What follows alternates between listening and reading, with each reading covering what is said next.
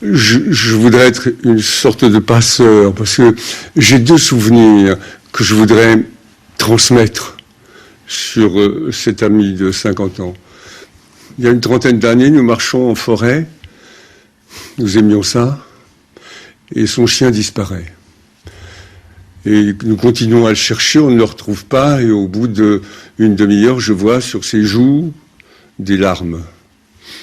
J'ai dit continuons à chercher, nous le retrouverons, nous l'avons retrouvé. J'ai vu après sur son visage une joie d'enfant extraordinaire. 30 ans passent, il y a 4 ou 5 jours, je suis avec lui, je rentre dans sa chambre, il était chez lui sous la surveillance admirable de Monique Chaumette, sa femme, et de Frédéric, sa fille, et je suis bouleversé, il le voit et il me dit « Ah, ne pleure pas, ça ne nous ressemble pas. » Il m'a donné du courage. Au bout d'un instant, je lui ai tenu la main. Vous voyez ces 2 imbéciles, la main dans la main.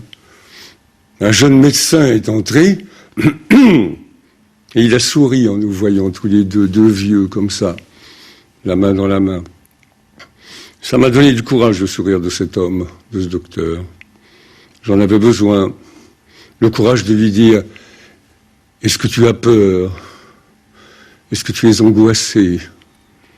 Il m'a répondu « C'est assez emmerdant comme ça, si en plus j'étais angoissé. » Et pendant cette heure que nous avons passée ensemble, il n'a eu de cesse de me faire rire.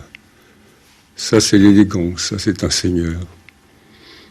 J'ai voulu mettre cette écharpe aussi parce que c'est un cadeau de lui, d'un grand faiseur.